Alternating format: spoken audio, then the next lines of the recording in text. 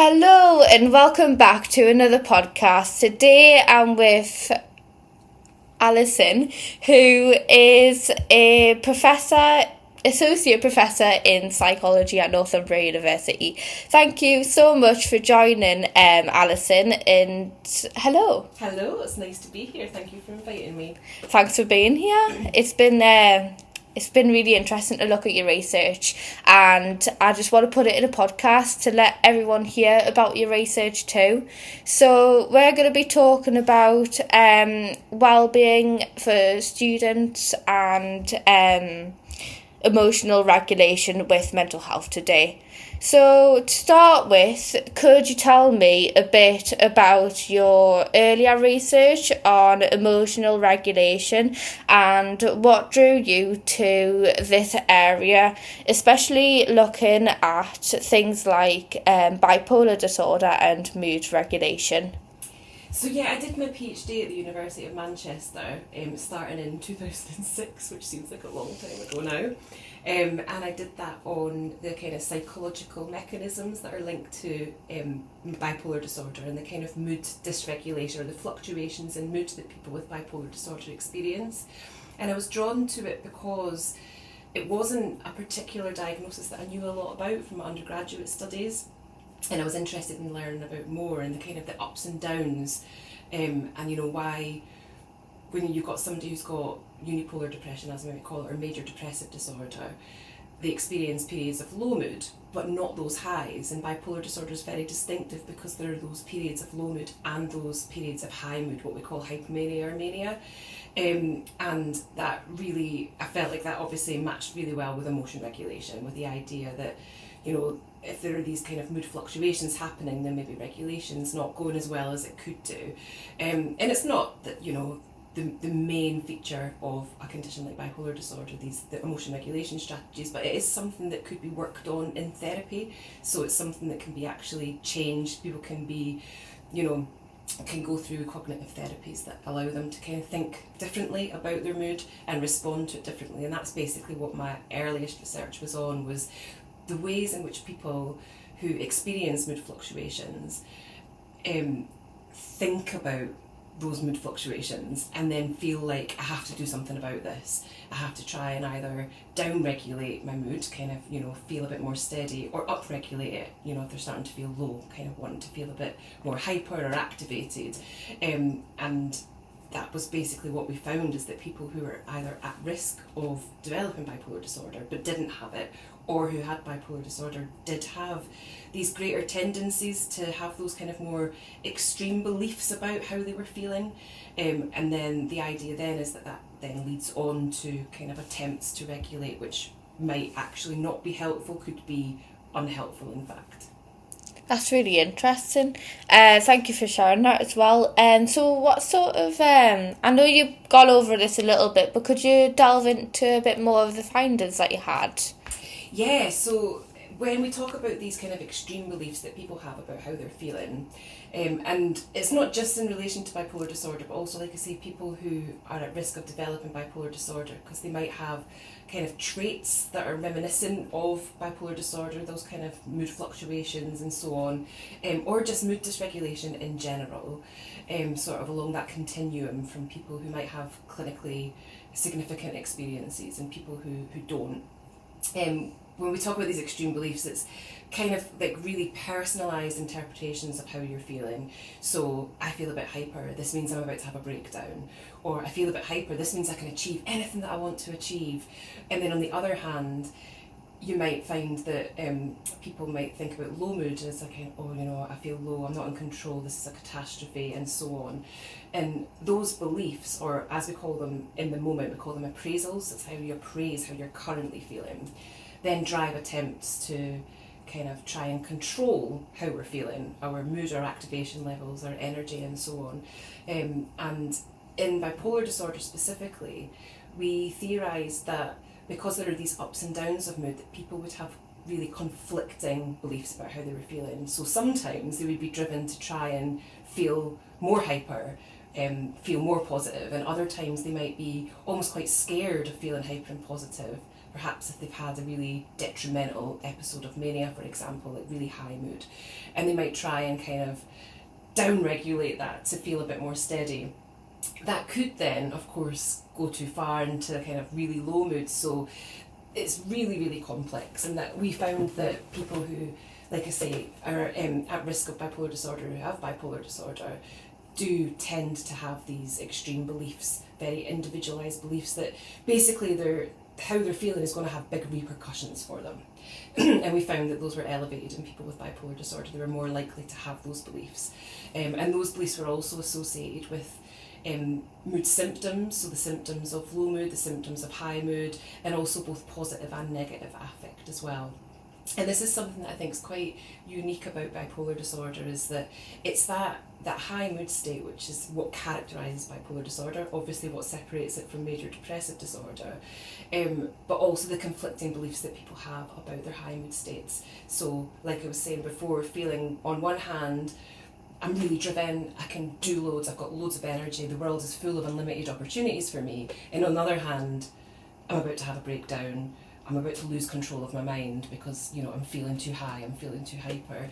So when it comes to emotion regulation in bipolar disorder, they have these tendencies to both kind of like amplify positive affect and high energy at the same time as greater tendencies to try and dampen those experiences. So the dampening of positive mood is something that is seen across lots of different psychological disorders such as anxiety and depression. So by dampening we mean feeling good but feeling like you don't deserve it, feeling like this good feeling's not going to last.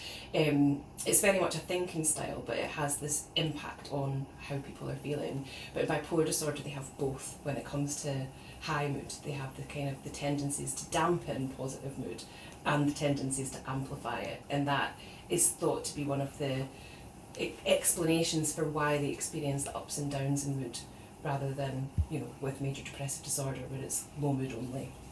That's really interesting, and thank you for sharing that. I don't know if you've seen this, but there's like this mood scale with the actual like scales, the sort of ones that have like a bowl on either side, and like they use to measure it, and like there's like a sort of thing to explain like emotional regulation with that. And I just thought of that whilst you were like explaining that, and I'm gonna do a video on it as well. So thanks for reminding me. Yeah, it's interesting because when I'm teaching about emotion regulation and I talk about bipolar disorder, I usually use an image of scales like the type you just described to kind of indicate that tricky balancing act, where for people who experience significant fluctuations in their mood that can have a real impact on their ability to engage in their day-to-day lives, that balancing act can be really tricky to find, and it often might tip one way or the other, or kind of more constantly kind of move, not constantly, but these kind of day-to-day fluctuations in mood are obviously really difficult to deal with, where you're kind of up and down. And it is a bit of a fallacy with bipolar disorder that people talk about mood swings, and I'm always really careful to not use that term. I have done in the past, but it's because they don't swing wildly from high mood or hypomania or mania to low mood to feeling depressed. And I think sometimes in the general population people think that's what bipolar disorder is, that kind of wild swinging from like one extreme to the other, but actually on a day-to-day basis it tends to be kind of mood fluctuation, like that's probably not vast, if that makes sense, but they experience it. And also like our findings have shown that when people who have those mood fluctuations also are thinking about them in a way that's kind of unhelpful and then responding to them, trying to regulate all the time, then that can be quite problematic. Would you say it's more like gradual? So like one day in the morning, say you're feeling like really like hyper sort of like positively, but then throughout the day it's like a gradual sense of like decretion. I think that it will vary wildly from person to person.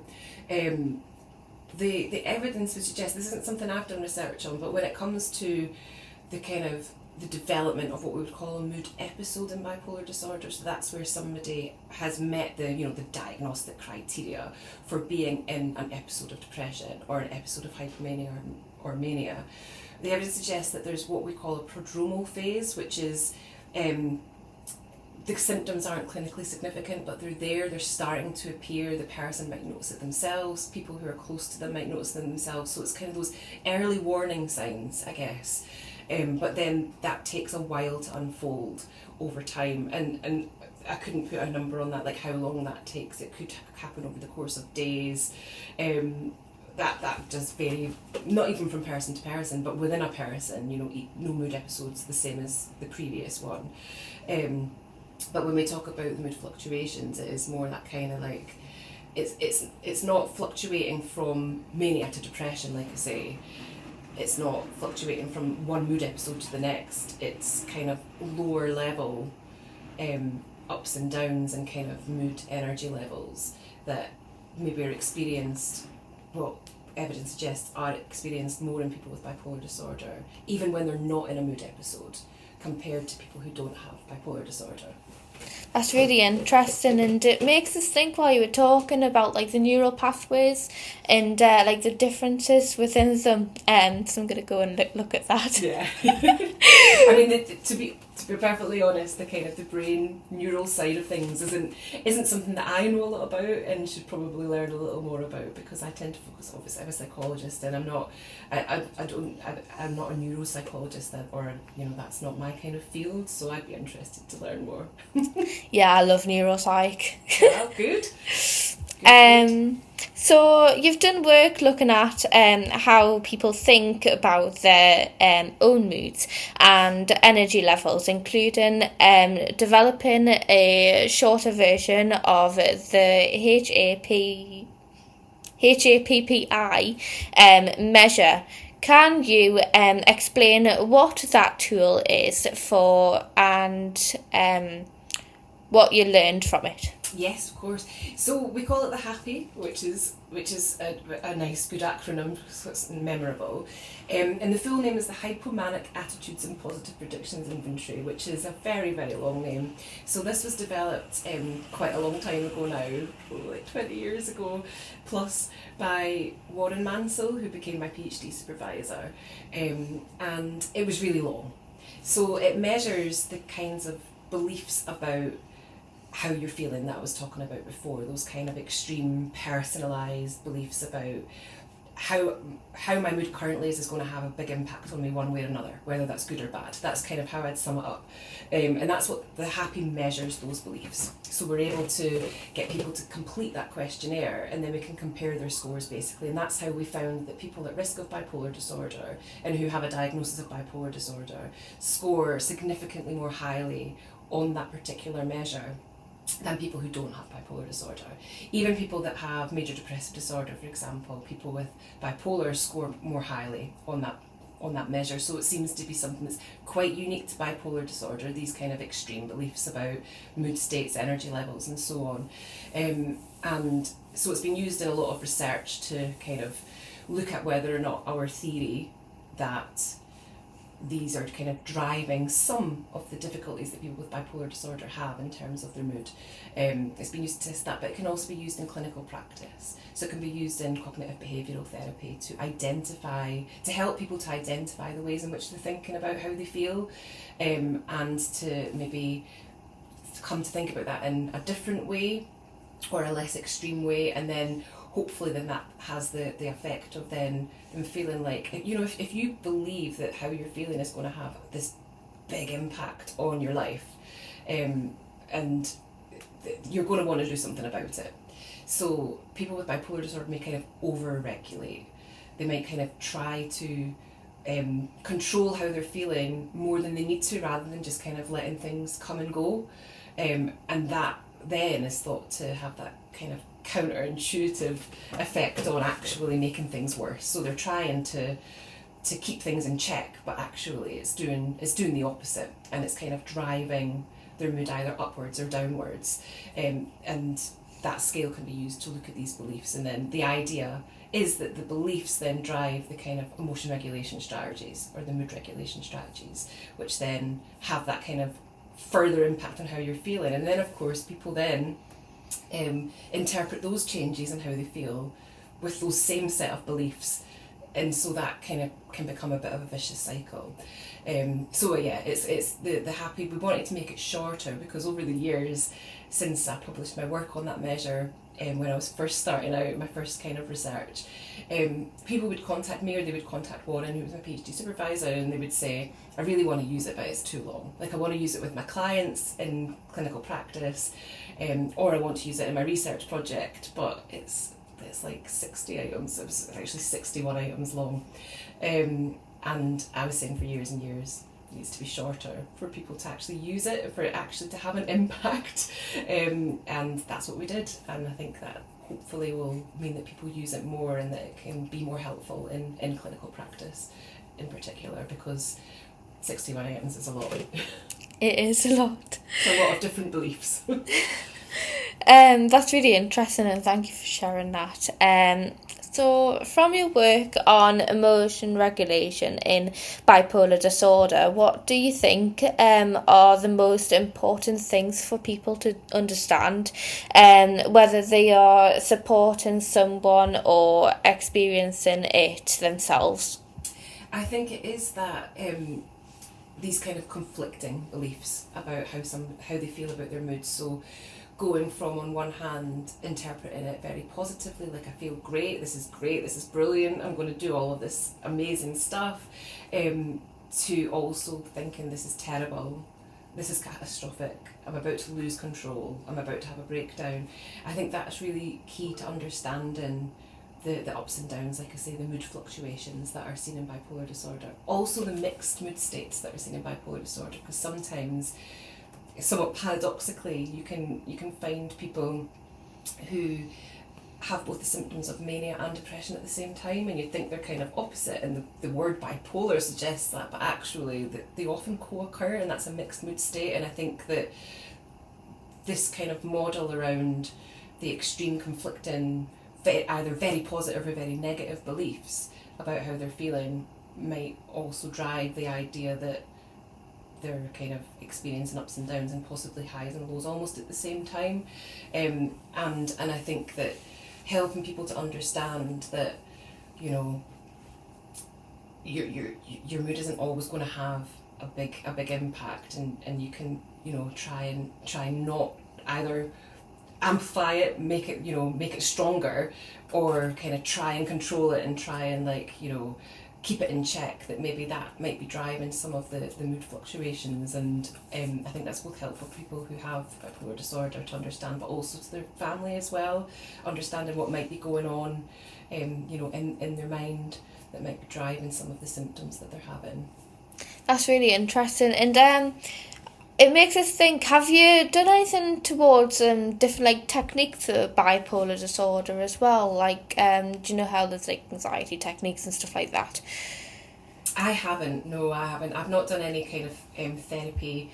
Well, directly, I did years ago. I worked on a couple of small trials of forms of therapy for bipolar disorder that one was an online intervention called Enhanced Relapse Prevention, and that was very much about helping people to identify the early warning signs that I was talking about before, in order to then kind of implement coping strategies to kind of try and, well, exactly what it sounds like, prevent a relapse into a mood episode. And the other was very much focused on it's like an emotion regulation based therapy, so helping people, like I say, to kind of think in a less extreme way about their emotions, to let them come and go, to accept them a little more, and not engage in kind of constant, what could be not very helpful emotion regulation strategies. People don't often realise that they're engaging in emotion regulation. It's often unconscious, so that can be quite a tricky thing to do, to help people to understand.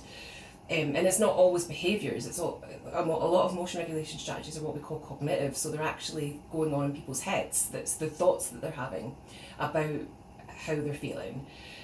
So rumination would be a classic example, where it's linked to so many different mental health conditions, and that's kind of focusing on and dwelling on negative feeling and, you know, what happened to make you feel bad. And that's obviously very cognitive, it's very thought-based. I think a lot of people think emotion regulation is all about things that we do, like behaviours we engage in. But with both those therapies, I was very much more involved in the research side of things because I'm not a clinician. So the actual doing of the therapy was something I was less involved with. I was more involved with the evaluation of whether or not it helped. That would have been really interesting to look at. So moving on to student mental health and community wellbeing, can't speak. More recently, your work has focused on a lot of student mental health and wellbeing in universities. What made you shift your focus on this area? Well, it was because a lot of the work that I did in relation to bipolar disorder was actually in community samples, or what we'd call like a non-clinical group, so people who didn't have a diagnosis, and looking at mania risk, so risk of bipolar disorder, using kind of measures of traits that we think are indicative that someone could have an enhanced vulnerability to potentially developing bipolar disorder. And obviously working in a university and seeing students a lot, there was kind of at the same time a real drive, which is still ongoing now, around how do we support students with their mental health and well-being, because they're in a very almost like a unique position of often living away from home for the first time, managing their own finances for the first time. University teaching is so different to teaching in secondary schools and in sixth form college, just secondary education in general, often leaving their existing support networks and having to make new support networks. There's a lot going on in that transition to university. So I was kind of seeing that in my work and also doing this research on risk of bipolar disorder. And a lot of what we know about bipolar disorder in terms of some of the risk factors for developing it or for kind of leading to a mood episode in somebody who already has it are things like disrupted routine, poor sleeping, substances. Goal-directed activity is a really interesting one in bipolar disorder that again seems very unique to that particular diagnosis compared to others, where this kind of enhanced goal-directed activity, trying to achieve goals, or feeling like, having a lot of ambitions that are maybe not as realistic, actually is a risk factor and can kind of drive some of the kind of higher mood symptoms. And then I was thinking about all of these different things and the fact that when you're a student, you're passing through the peak age of onset of bipolar disorder. They probably have experienced symptoms from a very young age, from in their teens, but 18 to 25 years old is the kind of the time when most people receive a diagnosis. Something happens that takes them to a psychiatrist, or get referred from their GP to a psychiatrist or whatever, and they are diagnosed. So they might have always experienced mental health difficulties, but that diagnosis of bipolar disorder typically tends to happen between 18 and 25. So we've got students who are typically aged between 18 and 25 and who are engaged in a lot of goal-directed activity, a lot of, they're studying, they're trying to enhance their CV through their extracurricular activities. Disrupted sleeping routine is obviously inherent to the student experience, and I just felt there was so much overlap there, and nobody had really looked at the kind of experience of students who have kind of maybe more extreme mood fluctuations than others, or who have bipolar disorder. And that's what brought me into the student mental health and wellbeing world. But then strangely, I've not actually done that research yet, and that's something I really want to do next, is looking at people who are classed as at risk of bipolar disorder, perhaps through genetic vulnerability or through early symptoms that they're having, and that transition into university.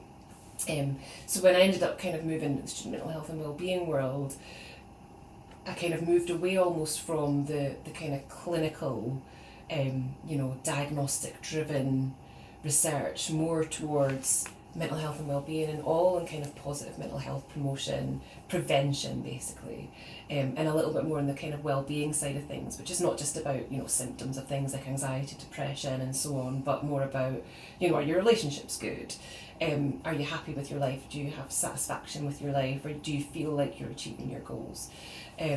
So yeah, watch this space for the work that kind of drove me into this side of things that hasn't actually happened yet. That would be really interesting to look at. And I was going to say something other.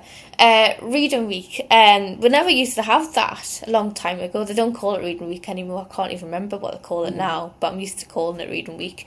And they never used to have that, but they found that there was an increase in mental health conditions with not having Reading Week. Oh, so then they created that. Yeah. Don't ask me where I got that information from, but... I didn't know that. It's an interesting one because when I was a student in the early noughties, we used to always have a reading week. And then when I was first starting out as a lecturer, there was always a reading week. And then, you're right, and then they kind of went away and then they came back and now they're called different things because they're not just about reading anymore, I guess. But yeah, it's an interesting one. I'd be interested to look at that research actually. Or you know, if you can find where that was from. I also just wanted to say back to what I was saying earlier about the goal-directed activating bipolar disorder and the kind of the maybe unrealistic ambitions. What I really want to be clear is that what we're not saying that people who have bipolar disorder or who experience any kind of extreme mood fluctuations shouldn't have hopes and ambitions and dreams and try and achieve goals. It's the kind of extreme nature of it. It's, you know, thinking that there are measures that are used in people with bipolar disorder about ambitious thinking, which are, you know, things like, I'm going to be the CEO of like a FTSE 1000 company, I forget what they're called, or like, it's, you know, it's on the extreme end of things, not just like, you know, don't have ambitions, because absolutely, of course, people who have mental health difficulties should have the same ambitions and goals and so on as everyone else, and are just as capable of achieving that. Definitely, and thank you for putting that out there. because it is a bit of a tricky bit of research to talk about, and it's not actually my area. There's loads of stuff done on goals and ambitions in bipolar disorder, and I think that you have to be really careful when you're talking about it, not to say don't have dreams. It's different to that. It's more like kind of striving almost like too hard, and you know, like up, you know, getting really really high, and yeah, so it's a bit different. Yeah, that makes sense. So do you want to say anything else before we move on to the next question? No. Great. So what does community wellbeing actually mean to you in this setting? So I can't even remember how I came across community wellbeing as a concept, you know, but it's about being well together. And when we talk about communities, typically we are talking about like neighbourhoods, you know, like the people you live alongside, your street, or your kind of your area of a town, or even your town. They tend to be like postcode based, basically, communities. But also we have communities based around shared interests, shared values. So I'd kind of come across the research in community wellbeing, which was about areas, typically, about locations. And I felt like, well, this could apply within universities because of the university community. At the same time, the student mental health charter, university mental health charter, had just come out, and that was developed by Student Minds, and that's all about this kind of whole university approach to student mental health and well-being, and not just students but staff as well, because the two go hand in hand. You know, if the staff have good well-being, then that should help them to support students and so on. And that advocates for a whole university approach. So it's moving away from that kind of really reactive kind of crisis responding to young people who are experiencing significant mental health difficulties and might need counselling or so on, to more proactive, preventative approaches across the whole university experience for the whole university community. So there's that word community. And this is about kind of embedding positive mental health promotion and well-being in, you know, the campus spaces, accommodation, in how we teach students, and the kind of the social side of things, helping students to have what we call a sense of belonging, feeling that they fit in, feeling connected to not only their peers but also to staff in their university, that's what the whole university approach is about, is basically the whole university, rather than people who already have mental health difficulties. And it also, of course, says it's important to keep that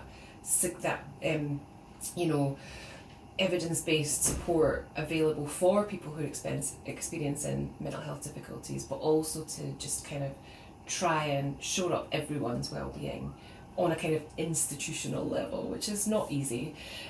So that got me to thinking about community well-being, which is very much about the conditions in which communities live in and how they feel about those conditions. So it's not just individual well-being, which is feeling happy, feeling satisfied with your own life, feeling satisfied with your own relationships. It's how you observe things are going for your community. So do you feel like your community is connected to each other? Do you feel like other people in your community are included and feel like they belong? So not just about yourself, but about other people. So we explored this in students and staff at this university, actually, and found that there are a lot of things inherent to that. So a lot of it's about connection, feeling connected yourself, but seeing that other people are connected, having opportunities to get together, having spaces on campus to get together, having spaces on campus that you have some ownership over and you feel like you belong to, and feeling like you can have a say when it comes to the institution as a whole, feeling like you're not really far removed from the leadership of that university. For students, this tends to be more senior, like older students and lecturers. For lecturers, that tends to be, the actual management of the university. So it differs slightly, but the same themes came up across the two different groups, and they can just kind of be summed up as social connection, the physical environment, and how much they felt part of a supportive and inclusive university culture. So yeah, being well together is how it's summed up. That's really interesting, and actually it made us think about the societies that we have as well, that's helping with social engagement and stuff like that, and also there's Mental Wellbeing Wednesday or something like that. I feel like I'm saying that wrong. Wellbeing Wednesday, yeah. Yeah. And those are the kinds of initiatives that came up in my study as well, and in other projects that people have done in student mental health and wellbeing. Things like, groups like societies, those shared interests, like I was saying. It's just opportunities to meet people and to feel connected and to build a support network, because like I was saying before, it's not always the case. Plenty of students, and especially here actually, they've not moved away from where they grew up, so they still have the support networks that they had before, but that's not always the case. They often move away, and it's like they had their friends from school and their family, and then they're away from both of those, and then trying to build that up. It's not easy.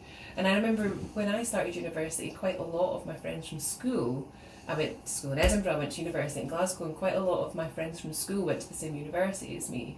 So I had that kind of buffer of my a good few of my close friends from school were at university with me. So we kind of helped each other to meet people because we had each other to feel comfortable around. Does that make sense? And a lot of students don't have that. Yeah, that sounds really interesting, and that sort of makes us think of like if you have somebody that you already know, it makes it easier to then go out and make friends with others that are in the university too. So you've published research that puts students' voice rights at the centre of asking students directly what they need and how they want to be communicated with, and what helps or doesn't help.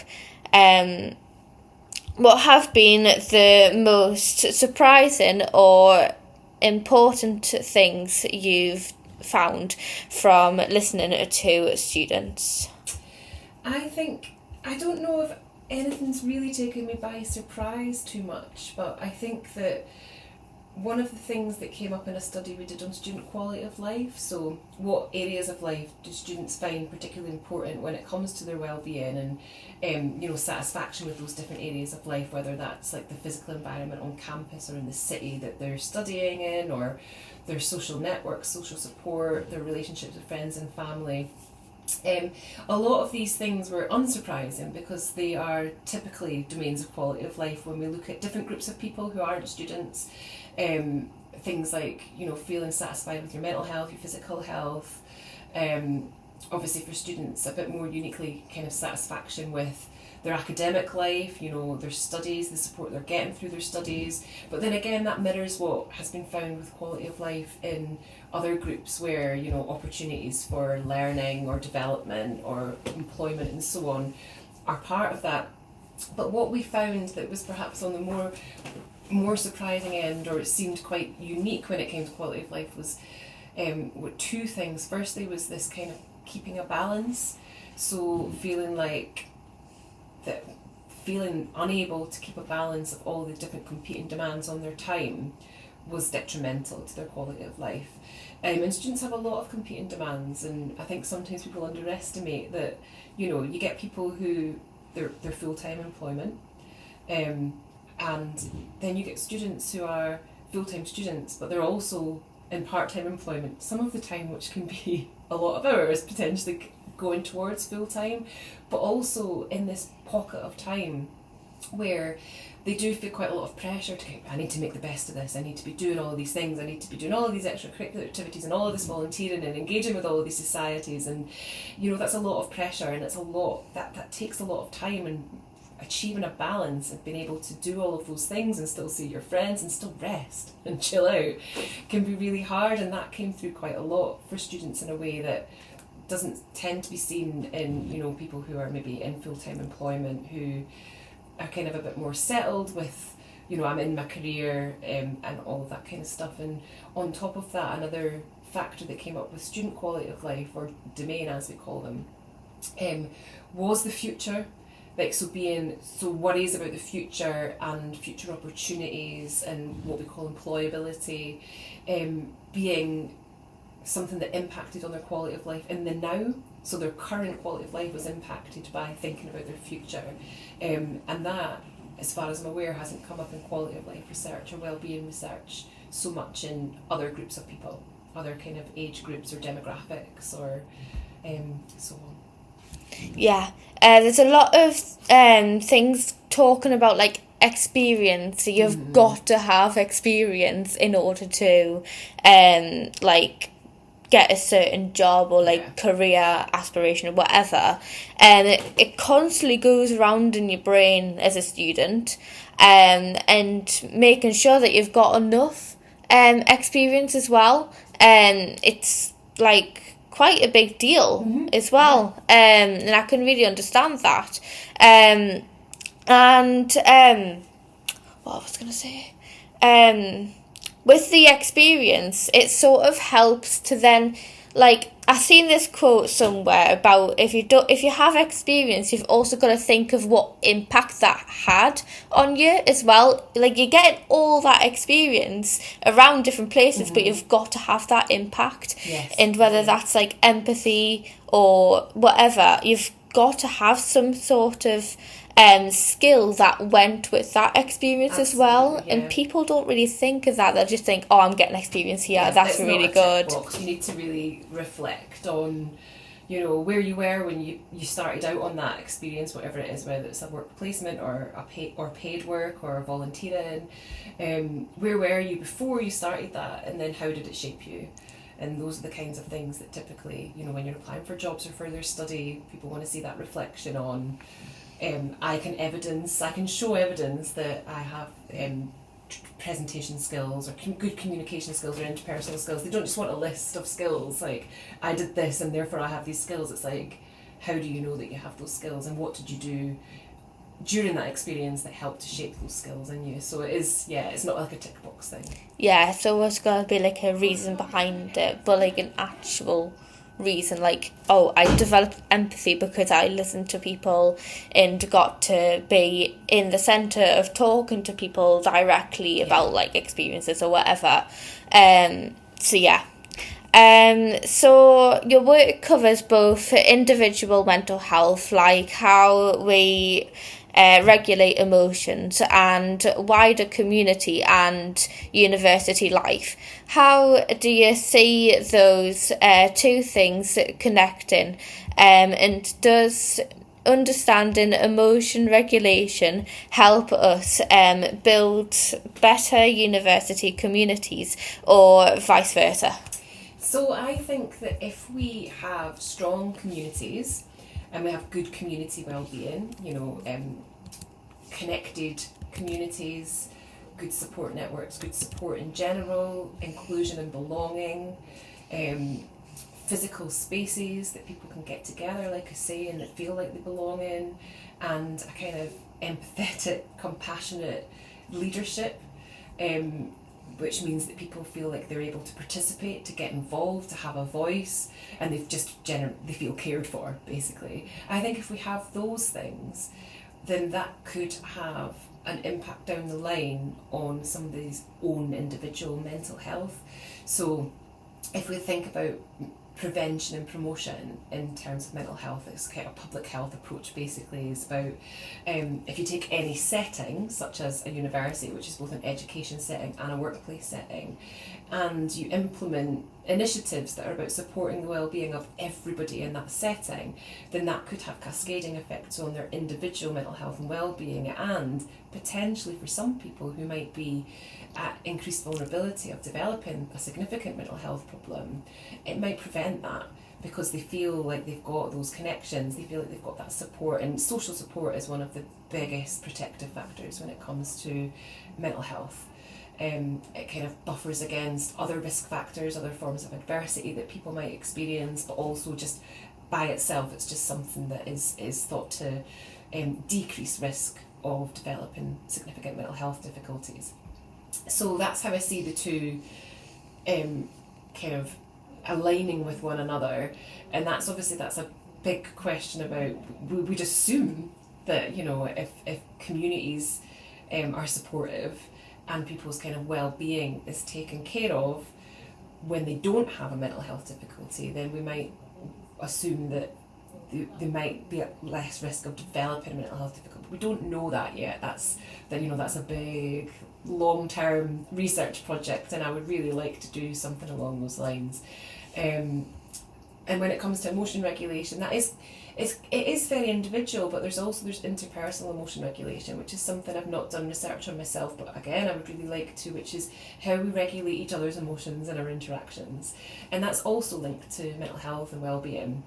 Being more effective at that is, decreases risk of poor mental health, and increases how good people feel.